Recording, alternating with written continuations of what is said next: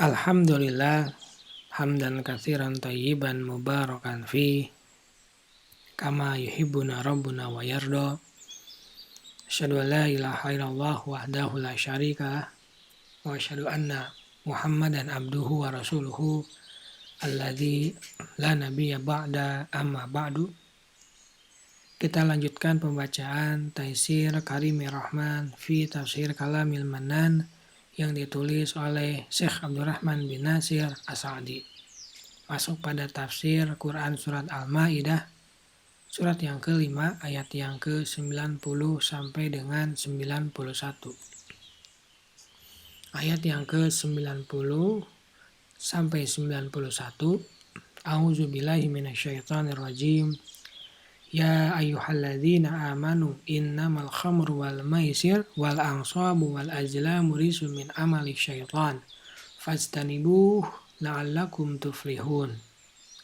Innama yuridu syaitan ayyuki'a bainakumul adawata wal baghdha'a fil khamri wal maisir wa yasuddakum an dzikrillah wa anis shalah fahal antum muntahun. Hai orang-orang yang beriman, sesungguhnya meminum khamar, minuman keras, berjudi, berkurban untuk berhala, mengundi nasib dengan panah adalah perbuatan keji, termasuk perbuatan setan. Maka jauhilah perbuatan-perbuatan itu agar kamu mendapat keberuntungan. Sesungguhnya setan itu bermaksud hendak menimbulkan permusuhan dan kebencian di antara kamu lantaran meminum khamar dan berjudi itu, dan menghalangi kamu dari mengingat Allah dan sholat. Maka apakah kamu berhenti dari mengerjakan pekerjaan itu? Tafsir ayat ke-90 sampai 91. Allah mencela hal-hal yang buruk ini. Dia menjelaskan bahwa semua itu termasuk perbuatan setan, bahwa ia adalah perbuatan buruk. Fajtanibuhu, maka jauhilah perbuatan-perbuatan itu, artinya tinggalkanlah. La'allakum tuflihun, agar kamu mendapat keberuntungan. Keberuntungan tidak diraih kecuali dengan meninggalkan apa yang dilarang oleh Allah, khususnya perbuatan-perbuatan buruk yang disebutkan di sini. Ia adalah khamar, yaitu semua yang merusak akal dengan menutupinya karena mabuk.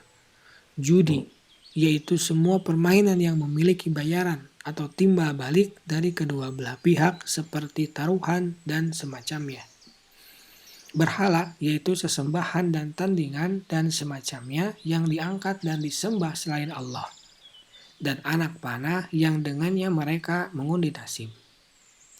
Allah melarang 4 perkara ini, mencercanya dan menjelaskan dampak negatif yang menuntut untuk meninggalkannya.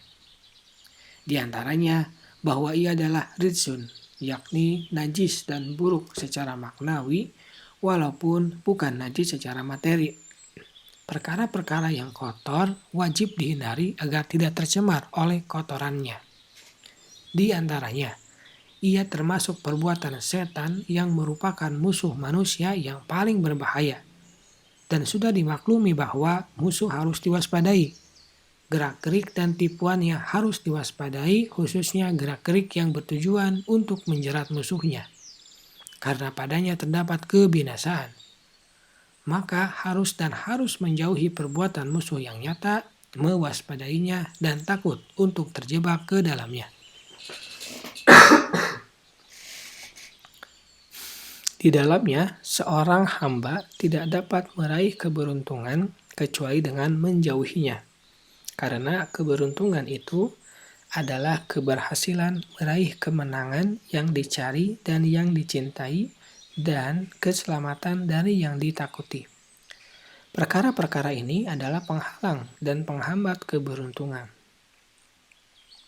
Di antaranya, perkara-perkara ini adalah pemicu permusuhan dan kebencian di antara manusia, dan setan itu rajin menghembuskannya khususnya melalui khamar dan judi untuk menjerumuskan orang-orang mukmin ke dalam permusuhan dan kebencian. karena khamar mengakibatkan terganggunya akal dan hilangnya daya kerjanya yang menyulut permusuhan antara dirinya dengan saudara-saudaranya yang mukmin. Lebih-lebih jika hal itu diiringi dengan sebab-sebab yang merupakan konsekuensi dari mabuk, bisa jadi sampai membunuh. Sementara judi, di mana salah satunya mengalahkan yang lain dan menyita hartanya yang banyak tanpa imbalan apapun, adalah salah satu pemicu terbesar bagi permusuhan dan kebencian. Di antaranya, perkara-perkara ini menghalangi hati dan diikuti oleh badan dari berzikir, mengingat Allah dan sholat, yang mana seorang hamba diciptakan untuk kedua ibadah tersebut dan dengan keduanya lah kebahagiaan dapat ia raih. Khamar, minuman keras, dan judi menghalangi hal itu dengan kadar yang besar, membuat hati dan pikirannya sibuk dari keduanya sehingga waktu yang panjang berlalu. Sementara dia tidak mengetahui di mana dia berada. Kemaksiatan apa lagi yang lebih besar dan lebih buruk daripada kemaksiatan yang mengotori pelakunya, menjadikannya termasuk orang-orang yang buruk, menjerumuskannya ke dalam perbuatan setan dan jebakannya sehingga dia mengikutinya seperti binatang ternak yang mengikuti penggembalanya, dan menghalangi keberuntungan seorang hamba, menyulut permusuhan dan kebencian di antara orang-orang mukmin, dan menghalanginya dari zikir kepada Allah dan dari sholat. Adakah dampak negatif yang lebih besar dari hal ini? Oleh karena itu Allah menawarkan larangannya kepada orang-orang yang berakal.